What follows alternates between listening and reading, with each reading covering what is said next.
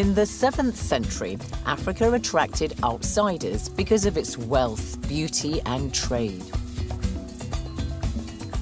In this episode, we look at how an African culture known as the Swahili civilization arose along the continent's Indian Ocean coast with the arrival of the Arabs.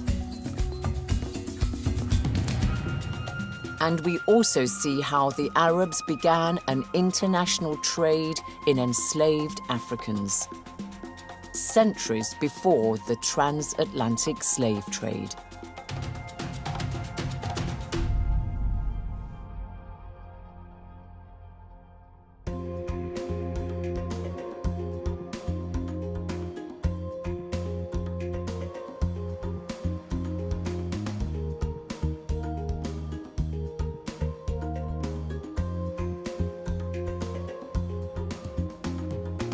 The local population on the east coast of Africa along the Indian Ocean originally consisted of groups closely related to the San of southern Africa and the Bantus of western and central areas.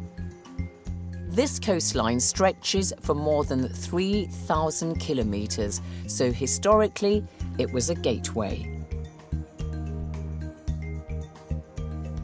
The east coast of Africa is accessible from the interior of the continent and from the exterior across the Indian Ocean. This helped foster links with both India and the Arab world. The Indians were interested in African ivory, but it was the Arabs who dominated trade on the East African coast. Along with Arabs and Indians, archaeological evidence also shows to a lesser extent that Persians settled along Africa's Indian Ocean coast, and there was certainly trade with distant China.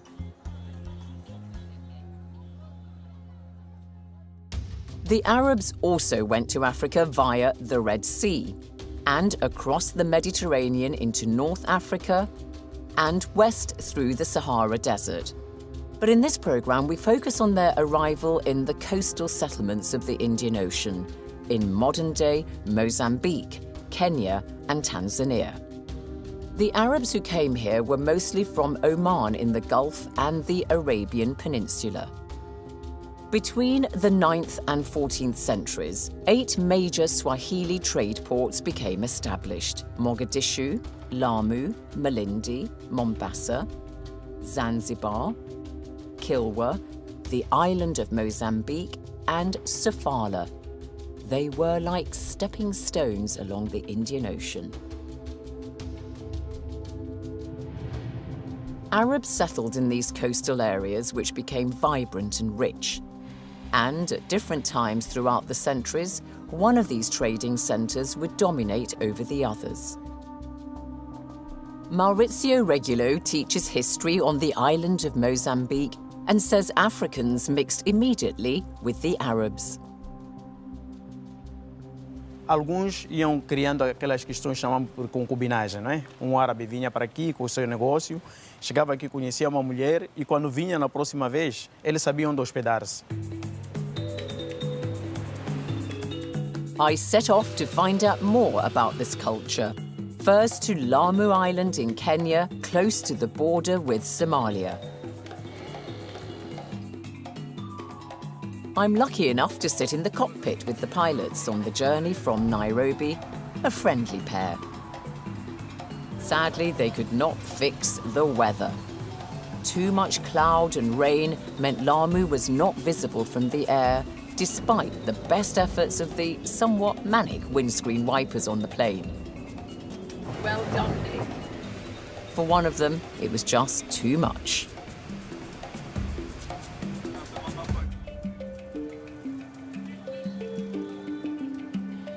The fusion of African with Arab, some Indian and later European influences is what we describe as the Swahili culture.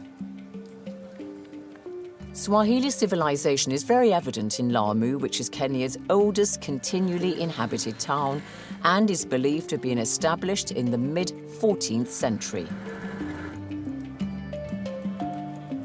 Once the rain stopped, I meet Muhammad Mwenje, an architect specializing in historic buildings. How would you define Swahili culture? Let's say from the medieval, a lot of European influence can be seen in Swahili culture. So I'd say Swahili has really borrowed from across the globe with different nations that it traded with. So the influence just goes beyond the Indian and Arabian Peninsula. You have the European influence, even in the language. A lot of Swahili words actually borrowed from the Portuguese. A lot of Swahili technologies borrowed from the Chinese during the later periods. So it's actually a global influence that enriches the Swahili culture. At the center of the Swahili culture is, of course, the African heritage, and which has been enriched by influences from all over the world during certain phases. We can be able to see this from the period pre-Stone Town Swahili settlements, where the structure were basically African, mud and wattle structure, using palm leaf thrones for the roofing, and many, many other aspects. The Swahili pottery of that time, it's very, very much African. The Swahili language itself, a very big percentage of it, is actually related to the Bantu tribes of Africa. So it's pretty much an African culture with a lot of external influences. I ask Mohammed to expand a bit more on the old part of Lamu. The old town of Lamu, the historic part, is about 16 hectares. It sits along a coastline. Most of the buildings are actually from the 17th century. And Lamu actually starts off as two settlements, two independent settlements, one in the north, one in the south, which are dated around the 13th century. And eventually, sometime probably during the 14th century, they start off the town as it sits today. It's one of several Swahili coastal settlements along the east coast of Africa. How would you describe their uniformity? Is there something which is the same about all of them, or are they very different?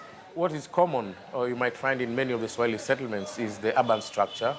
You have towns like Lamu with a linear structure. They are aligned along the coastline.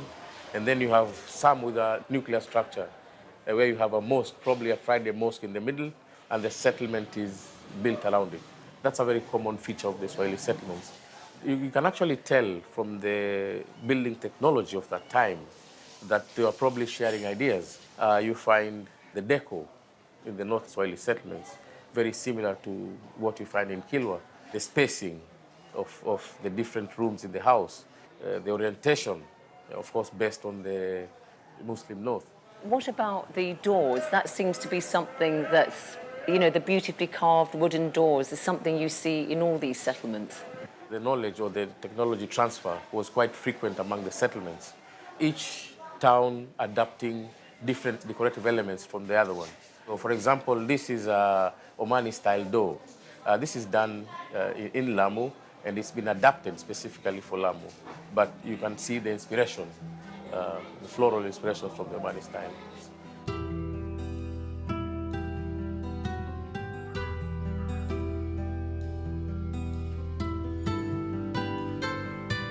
Also in Kenya, just over 100 kilometres north of Mombasa, is Malindi. Settled since the 12th century, it gained a reputation as a major port city. The prosperity of this part of East Africa can also be seen in a small town near Malindi called Gedi. This is a UNESCO World Heritage Site and dates probably to the 1200s. Gedi was built entirely from rocks and stones. It was encircled by two walls. The inner one was where the wealthy lived. The outer wall included farmland with a number of mud and wattle houses for the middle class. This is the palace. Here's the tomb. This area was the men's court, and this the women's. Beyond the walls is where the peasant farmers lived. The historic town of Gedi was mysteriously abandoned in the 18th century.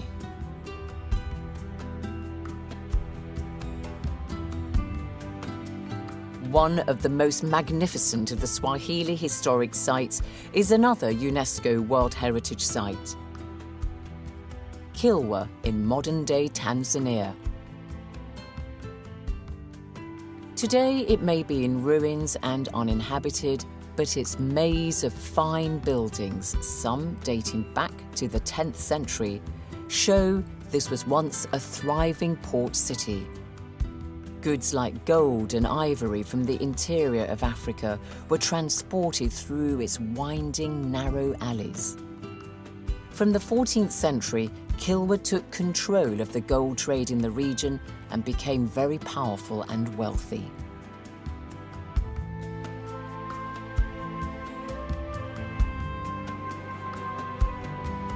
Trade was the lifeblood of the Swahili settlements. Along with goods to exchange, people shared ideas and customs.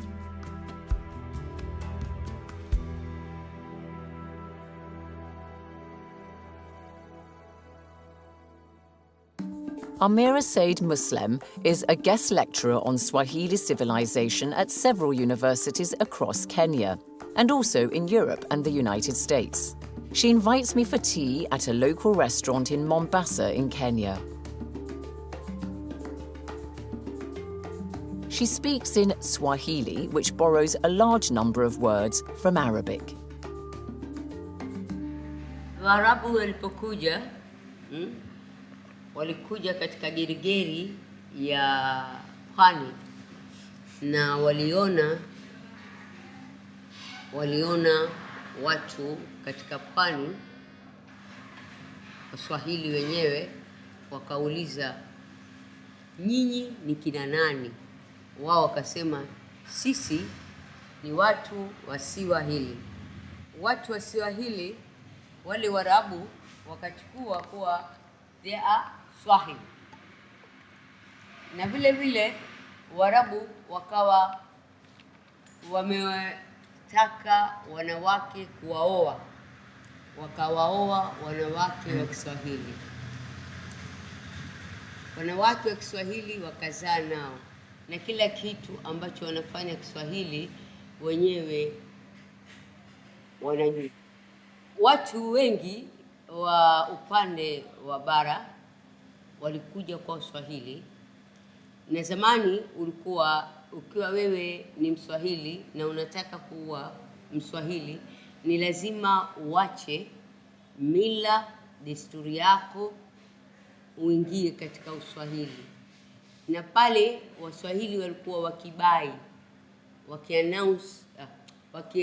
wakibai kwa huyu sasa amekuwa Mswahili, na kila kitu ambacho tunafanya sisi ni lazima yeye afahamishwe. Na marriage ambao ni harusi, ni lazima afanye harusi za Kiswahili na kualika community wote kwa sisi tuko pamoja. It's too much. This is too much. No, it's good. I didn't know that it would be too much. Bismillahirrahmanirrahim. Oh, where are you going with my tea? She'll bring you more tea. As well as cultural and linguistic influences, there was, of course, religion, Islam. Muhammad Abdul Qadir and his family are from Lamu and live in the Old Town. At the time of filming, it's Ramadan and they invite me to break the fast with them. Luckily for me, Muhammad can speak good Arabic. أنت أين تعلمت العربية؟ لا أنا ما عشت في السودان، في شمال السودان. يعني اللغة في المنزل. وأنت كم عندك من الأولاد؟ 4 ما شاء الله، ولدان وبنتان. جزاك الله خير. It's not uncommon to find Swahili people who can speak Arabic, but the spread of Islam was much more extensive than that of the Arabic language.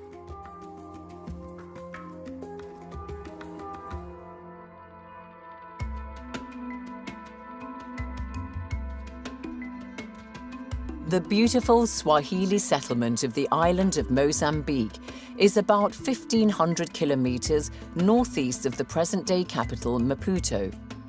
To reach it, you have to fly from there to the town of Nampula and then drive some distance to arrive on the island.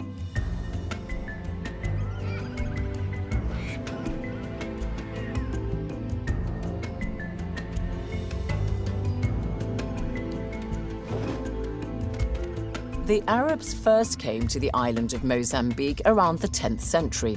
In fact, some local sources suggest Mozambique is derived from the name of an Arab trader called Musa Bek.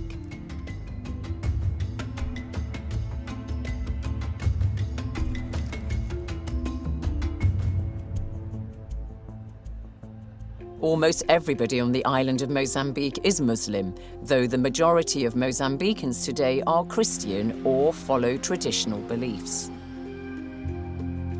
I want to get a sense of how the people on the island interpret their culture and religious practices, and I'm told there's one woman who's happy to meet me.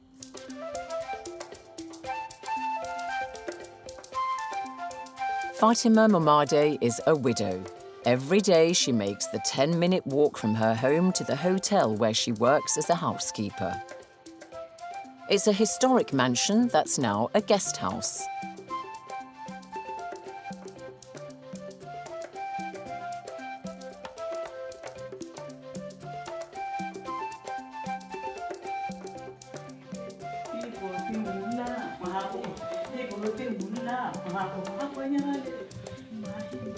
Fatima's passion is dancing. Evening falls and another day's work is over. Fatima sets off for her weekly class with the Asante dance group, a chance to indulge in her favourite hobby along with fellow enthusiasts. She pauses to take a phone call and is late.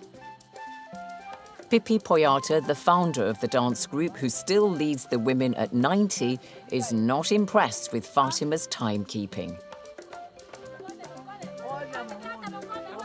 And it's getting late in the evening for Pippi's great-granddaughter, who's keen to get going.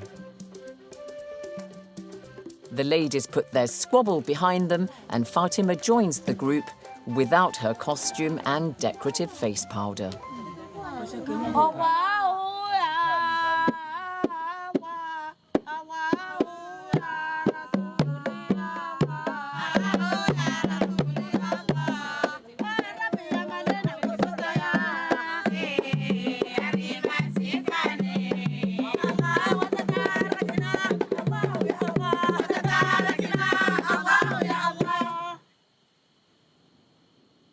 Later, Fatima, who's of course Muslim, invites me to her home and tells me that observance of the religion is as important today as it has been throughout the centuries.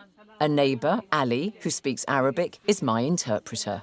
Fatima, I've noticed walking around the island of Mozambique that most of the women are wearing the hijab in some shape or form, or that their head is covered. Is that right? I mean, is that the correct perception? Porque eles estão a desenvolver e já são muçulmanos. Estão a rezar. Diminuir coisas que faziam mal. Para ana swali, ana tukaramatani, ana wirepata. São mulheres casadas, chuo, não podem andar nu, tem que tapar mal, tem que tapar tudo. Para os homens não apreciar. Pode apreciar seu marido e não qualquer homem na rua. Por isso eles usam assim. I'd had a tip-off that Fatima is very skilled in one traditional beauty treatment. She shows me how she makes a paste of local powder ground from a plant and mixed with water.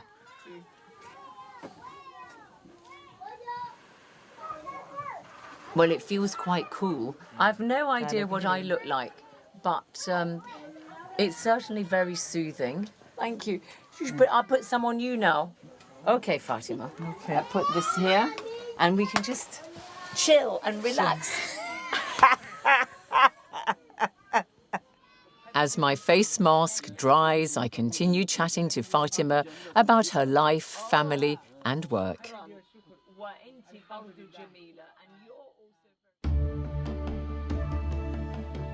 Neighbouring Mozambique is Tanzania, and this is where I head to see one of the best known of the Swahili coastal settlements, the island of Zanzibar, part of the nation of Tanzania.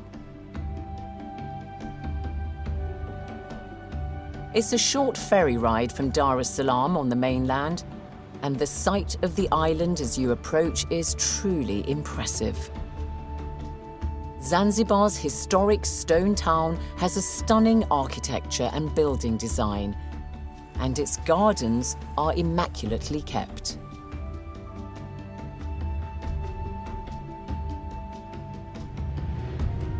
However, the impact of Arab culture on local African traditions had a very undesirable and ultimately tragic consequence, according to the Tanzanian historian Professor Felix Chami, who meets me in Zanzibar.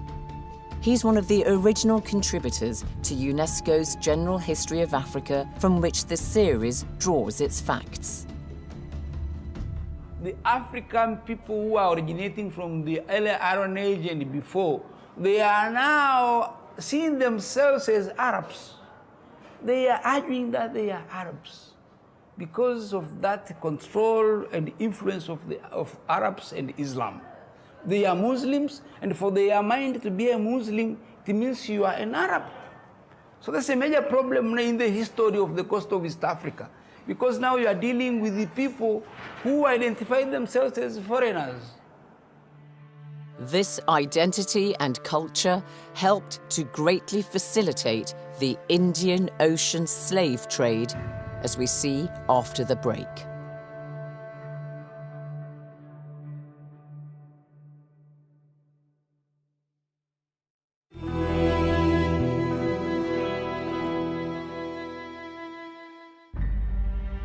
The Indian Ocean slave trade was made possible largely because some Swahili chiefs identified with Arab culture, and this contributed to the proliferation in the trade of enslaved Africans.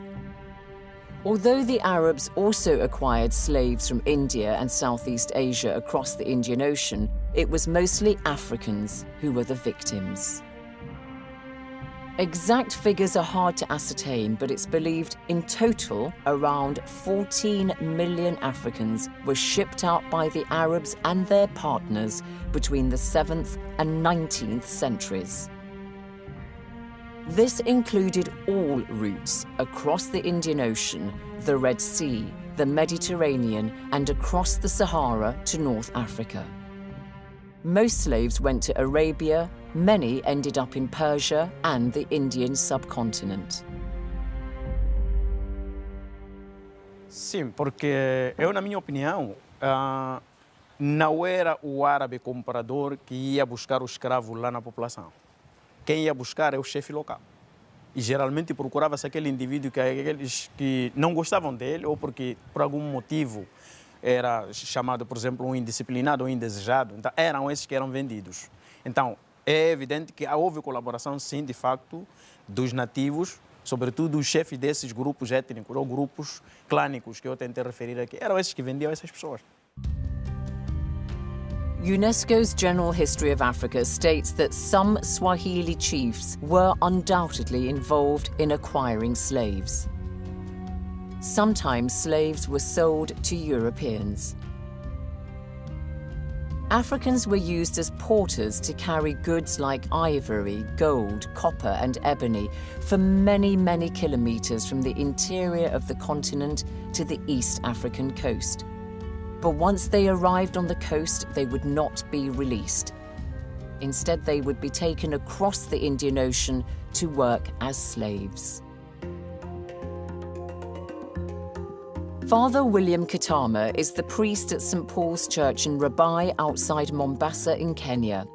He explains the way payments were made by Arabs and their Swahili agents and how at times they resorted to deceitful means to obtain slaves. When the Arabs rulers down the coast, they appointed the Swahili as the agents, and also they made some of the Swahili people as the chiefs. So it was easy for them, for the slave trade to penetrate in the interior to get the slaves. Because here is a chief who is an Arab. He has appointed a Swahili man who deal with the people as his agent, and they could just bring some things as a barter trade, give it to the agent, and the agent could just come down to the local people, and they could exchange some other goods. But that was their plan, because after that barter trade, then the same people were used by the chiefs and the agents to call people that there is some goodies that has come with the Arab rulers, but that's the time when they were captured.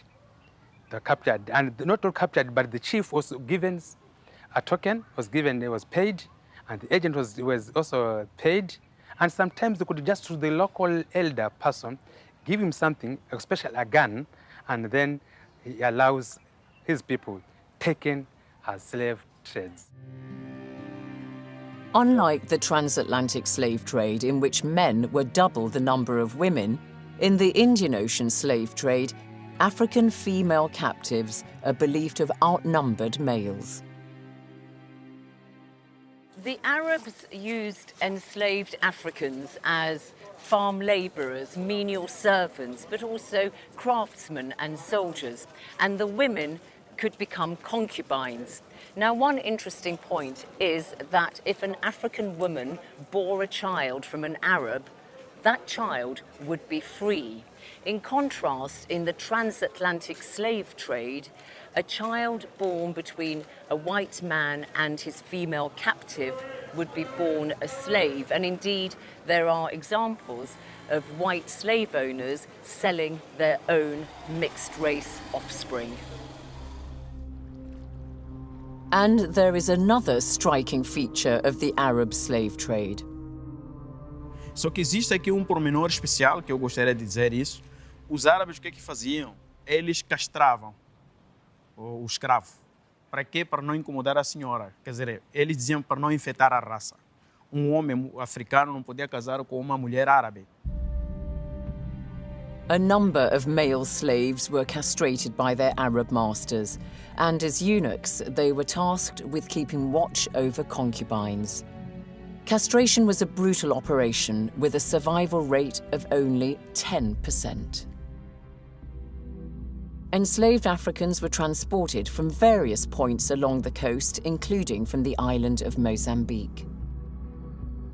This spot here on the island of Mozambique on the Indian Ocean marks the point of departure for hundreds and thousands of African men, women and children from the region who were transported across these waters to various parts of the world. This is the garden in memory of those slaves, adjacent to the pit where they were kept, awaiting their fate.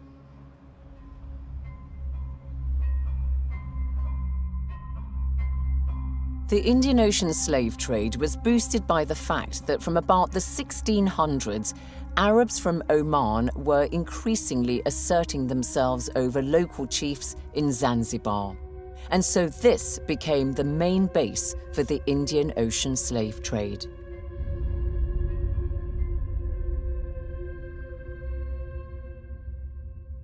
Actually, the major control of the Swahili coast by Arabs beginning from 17th century, from about 1600 all the way to about 1800. It's really when we see the Omanis are trying to control the coast of West Africa, and we can see even they are bringing traders here, they are even bringing Indians here, and they are starting to participate in the famous slave trade.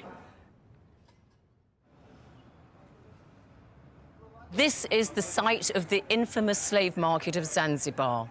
At the height of the Arab slave trade in the 19th century, thousands of Africans were sold from here into a life of servitude on the plantations in Zanzibar or were sent back to Oman. As slaves were transported down the coast, they were held at various points en route to Zanzibar. About 175 kilometers north of Zanzibar is the fishing village of Shimoni in modern-day Kenya.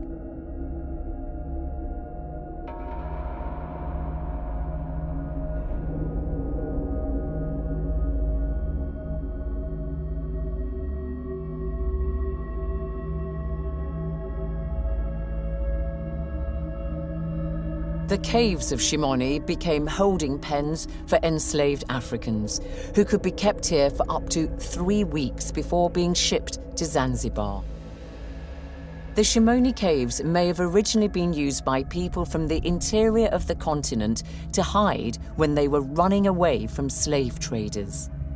You can still see the chains on the walls of the cavern where the slaves would have been shackled as they awaited dhows to ship them to the main slave market in Zanzibar, seen here in a sketch by a British illustrator in 1860. Geralmente as condições não eram das melhores. Primeiro porque tratava-se de um indivíduo que podia fugir a qualquer hora e momento. Eles eram fortes, homens fortes. Então, eram capturados, eram acorrentados, não é? Às vezes nos braços ou no pescoço, toda a família em fila, e depois à espera do patrão comprador. E quando ele chegasse, depois de comprar, eles eram postos dentro do navio. Agora, havia um processo de seleção. Aquele que não servia é aquele que servia. Por exemplo, quem adoecia pelo caminho podia ser lançado ao mar.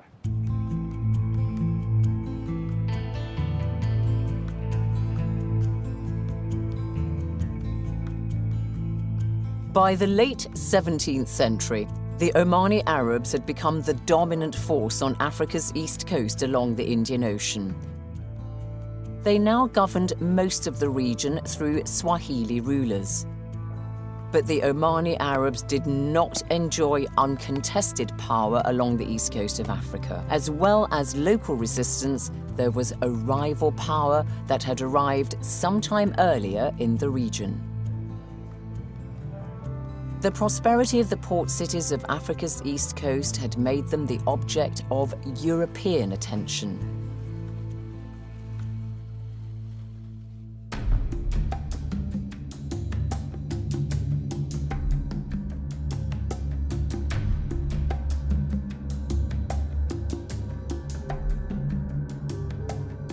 The Portuguese were the first Europeans to arrive in Africa at the end of the 15th century, like the explorer Vasco da Gama. The island of Mozambique was one of the first places he went to. Today, there's a statue to Vasco da Gama on the island and a model of the kind of boat he would have used to come ashore. This is a replica of the boat which Vasco da Gama used when he disembarked on the island of Mozambique in 1498. Thereafter, the Portuguese established themselves on the island because they wanted to control the gold trade, and so they set up supply points on the ocean to the east. And over the next 200 years, the Portuguese built trading enclaves and forts in order to facilitate their trade. Once the Portuguese realized just how many profits the Swahili traders were making, they wanted to control the trade along Africa's east coast on the Indian Ocean. And that set into motion a rivalry, a conflict between the Portuguese and the Arabs for domination of this part of the continent. The Portuguese launched attacks on these coastal towns from the early 16th century. Zanzibar put up fierce resistance. Lamu and Malindi capitulated and agreed to pay taxes and tribute to the Portuguese. On the island of Mozambique and at Sofala, the Portuguese had managed to maintain a good foothold from an early stage. In 1528, the Portuguese gained a big advantage in trade along the Indian Ocean. They succeeded for a time in seizing Mombasa, one of the richest of the Swahili coastal settlements. But their control was almost immediately contested by local African communities, Omani Arabs, and Ottoman Turks. In the late 15th, early 16th centuries, the Portuguese voyager Duarte Barbosa wrote of Mombasa, Mombasa is a place of great traffic and has a good harbor in which there are always moored small crafts of many kinds and also great ships, both of which are bound from Sofala and others which come from Cambay and Malindi and others which sail to the island of Zanzibar. In the late 1500s, the Portuguese initiated construction of Fort Jesus, which served as the center of their operations in East Africa for a century. Fort Jesus is one of the oldest European buildings in Africa. Its construction began about 1593 and still standing because it's pretty solid. At their widest, the walls are about 2.5 meters thick and it stands about 15 meters tall. And it overlooks the old harbour of Mombasa as it always has done. And after Fort Jesus, the Portuguese built more forts on Africa's east coast as they made steady gains along the coastline. On a very windy day, I meet Fatima Tiag, the curator at Fort Jesus. It was built by an Italian architect, and it has been built using the local material, which is coral with mud mortar and lime plaster. The architecture is unique, it's strong, and it has stood the test of time. It has been in existence for over 400 years. According to historians, the Portuguese recruited the local people, and they were supposed to have been paid in food rations. But we would assume that the local people may not have been too happy about that. Comfortably could say there was possibly an element of more convincing kind of labor. Fort Jesus was captured by the Omani Arabs in the first half of the 18th century, and Mombasa became part of the Sultanate of Oman. For the next 100 years, the Arabs were dominant here. In 1804, a new Omani Sultan, Sayyid Said, came to power. In 1840, he moved his capital to Zanzibar and expanded his reach across Africa's east coast. He established the clove plantations for which Zanzibar is still famous. Most markets on the island are full of spices like cloves. Sultan Said built a palace for himself known as the House of Wonders. It was the first building in Africa to have an electric lift. And if you wander around it, you still get an idea of the opulent style in which the Sultan and his family lived. Under Sultan Said, the slave trade out of East Africa greatly increased. Many thousands of captives died on the long walk from the interior to the coast. One of the best known of the Swahili slave traders who served the Sultan was Tipu Tip. He was born in Zanzibar but established himself in Central Africa in what became the Democratic Republic of the Congo. His activities in the Congo are notorious and well recorded, as Professor Nziem from Kinshasa University in the Congo sets out. Bon, il ne faut vraiment pas qu'il y ait de la confusion là-dessus. Le phénomène dit typotype, n'est-ce pas, il s'appelait Ahmed Ben Mohamed El Mojebi. Typotype, c'était un surnom. C'était son surnom. Bon, là, c'est la situation de Zanzibar. Zanzibar, au début du 19e siècle, le sultan d'Oman, qui s'est installé là-bas, fait des plantations de girofléliers. Et il a besoin de la main-d'œuvre. Et puis donc, il faut de la main-d'œuvre. On va commencer à chercher de la main-d'œuvre de proche en proche à l'intérieur du pays. Et puis, on va découvrir que l'ivoire se vend bien en Inde et que Zanzibar devient même un grand marché d'ivoire. Alors, à ce moment-là, et à ce moment-là seulement, maintenant, il va y avoir ce phénomène, c'est-à-dire que les commerçants se trouvant à Zanzibar vont avoir eux aussi leurs intermédiaires métis africains, et c'est le cas des Arabo-Swahili. Et Typotype est le plus grand parce qu'il parviendra à aller au-delà du Tanganyika, que dis-je, au-delà de l'Omami, de la rivière Lomami, pour chercher des esclaves, et spécialement des porteurs de l'ivoire pour les amener là. The Indian Ocean slave trade is a tragic part of Africa's history. The memory of it is alive and embedded in African culture and consciousness. The head of UNESCO in Mozambique at the time of filming says there are mixed feelings about the arrival of the Arabs. The ambivalence is definitely the issue of bringing in religions as Islam as a peaceful religion, but at the same time the issue of selling human being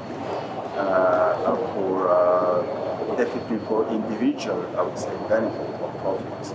So this is really a major ambivalence that perceived, that is still there, and today is more perceived. And although it's not highlighted as such, but this is an area where we need to dig in terms of research to better understand the role of those Arabs.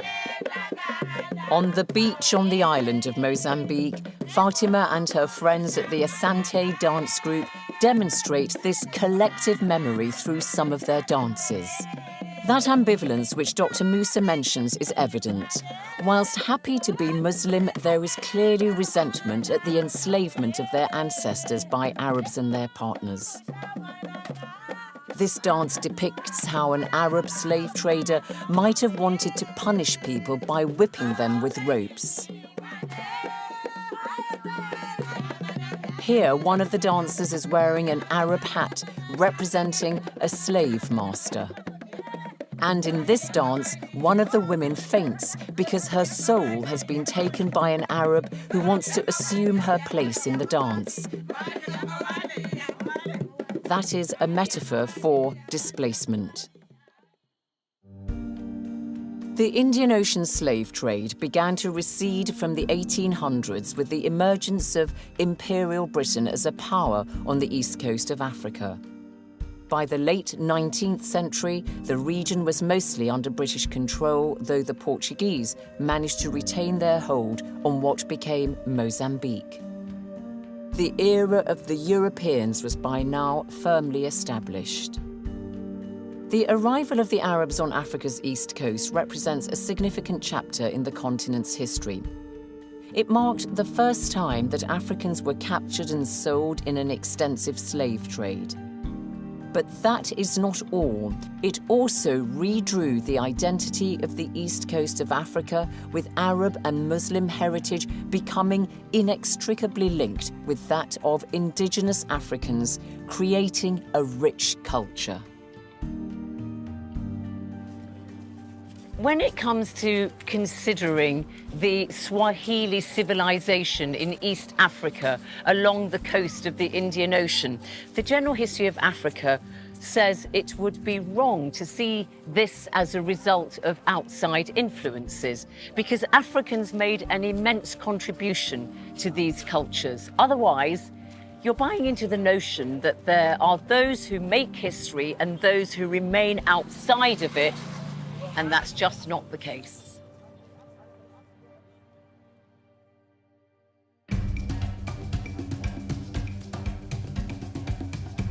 In the next episode, we go south and look at some of the early southern kingdoms in Africa, including that of Great Zimbabwe.